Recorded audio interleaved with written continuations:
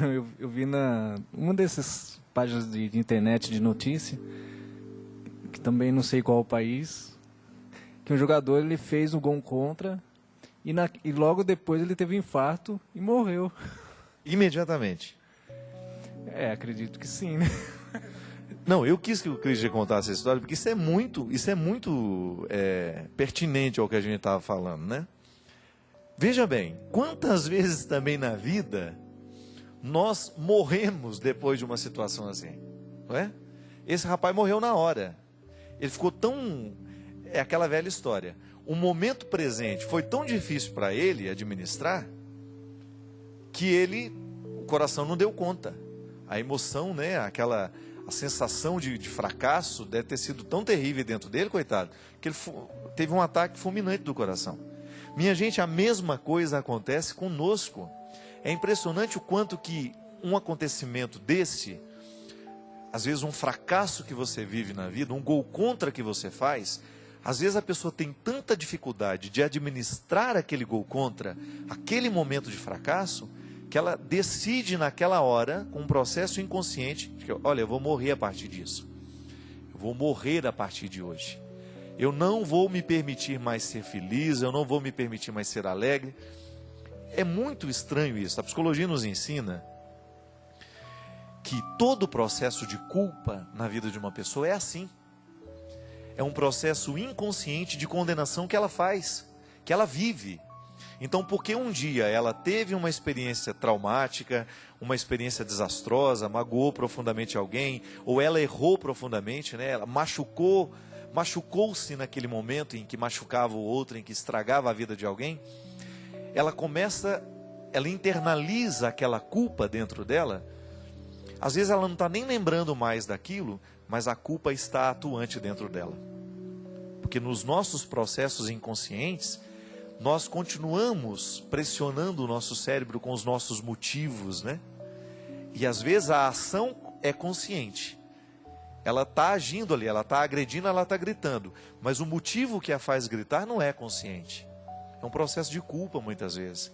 Quantas vezes você encontra pessoas amargas, que elas fazem questão de demonstrarem que são amargas, que elas não gostam dos outros, que ninguém precisa gostar delas, elas não fazem esforço para darem certo nos relacionamentos, para estabelecerem vínculos profundos, bonitos. Por quê? Porque elas estão se punindo, elas estão vivendo um processo de autopunição. Eu não mereço ser feliz. É o inconsciente dela que está dizendo para ela, você não merece ser feliz.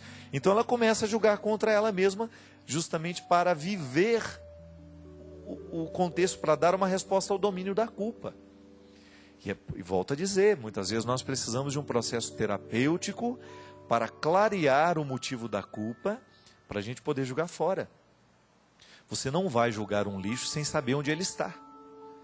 Muitas vezes o bom psicólogo, o bom terapeuta, e graças a Deus nós temos muitos, né? Por esse Brasil afora, homens e mulheres comprometidos com o Evangelho, que fazem do seu instrumental científico, né? Também um instrumental de mística, de ajuda espiritual, porque psicologia e mística andam de braços dados. Um psicólogo, quando ele tem acesso, né, ao processo de inconsciente de uma pessoa, quando ele começa a trabalhar com a matéria-prima daquela pessoa, ele está lidando com realidades muito sagradas, muito religiosas. Então, quando nós temos um bom terapeuta para nos ajudar a vasculhar o lixo da nossa vida, né? É como você ter num lixão, você saber que ali naquele lixão tem uma pedra de ouro.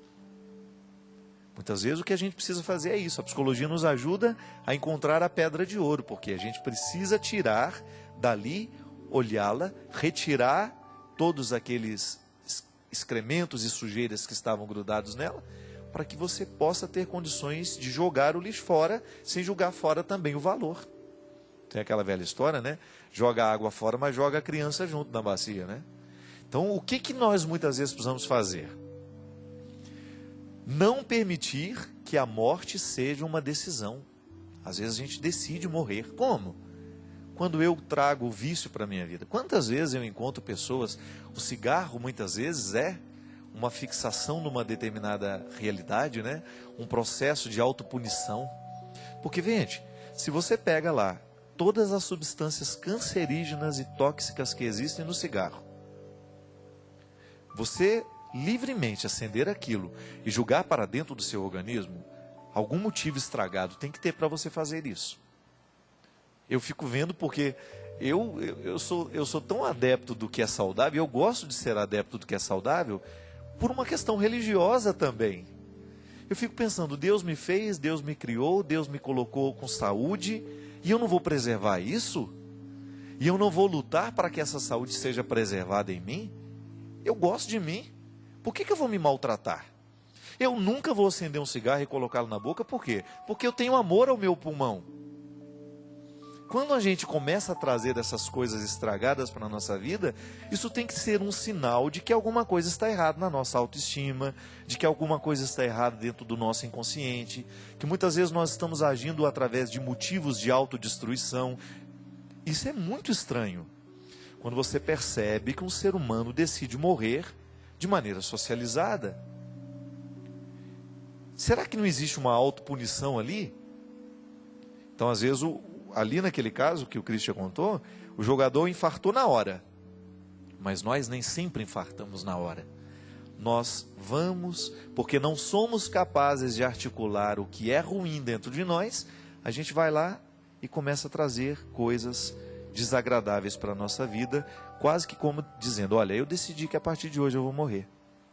Eu me lembro de uma história que eu vivi lá na minha cidade, em Formiga, um casal que era muito unido. Era bonito de ver aquele casal.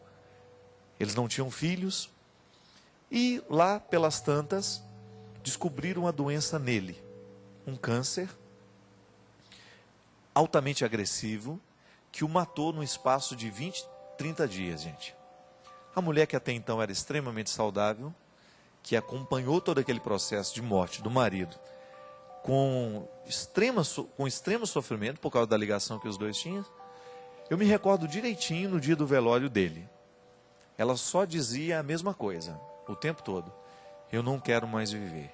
Eu não quero mais viver. E veja bem que ela estava gozando de excelente saúde. E todo mundo ficou muito intrigado com aquela frase dela. Eu não quero mais viver, eu não consigo mais encarar o mundo sem ele. E ela dizia isso o tempo todo. E aí, minha gente, 20 dias depois, aquela mulher estava morta também. Sabe por quê? Desenvolveu o mesmo câncer que ele. Não é estranho? Para mim, aquele caso, aquela história, que aconteceu lá no interior de Minas Gerais, foi, para mim, uma prova concreta de que a vida passa o tempo todo pelas nossas decisões. Isso não estou falando de programação neurolinguística, eu não estou falando disso não. Estou falando que nós precisamos tomar muito cuidado com aquilo que a gente deseja para nós, que pode acontecer. Veja bem, não soube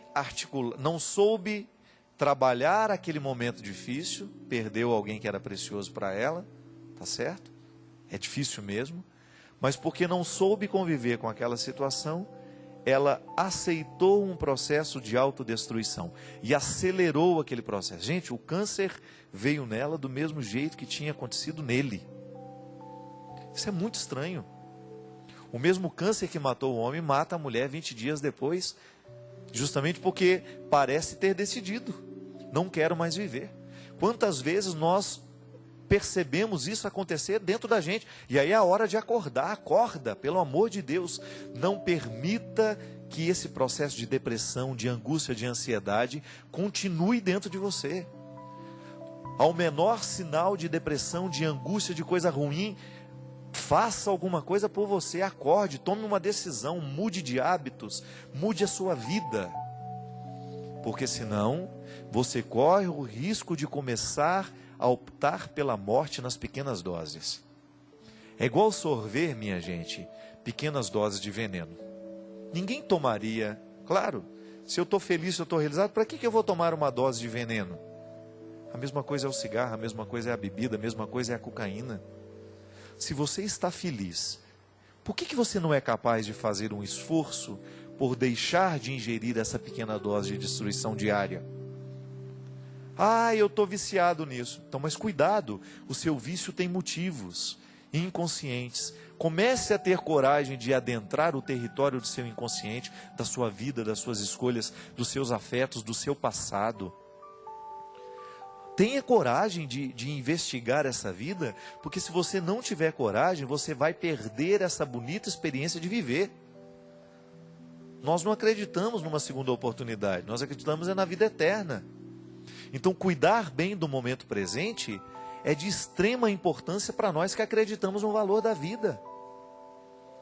E é o testemunho mais eficaz que nós podemos dar, viu? Cada vez mais eu me convenço disso. Não adianta fazer discurso bonito, não adianta ter uma história bonita para contar todos os dias. O interessante é viver bonito.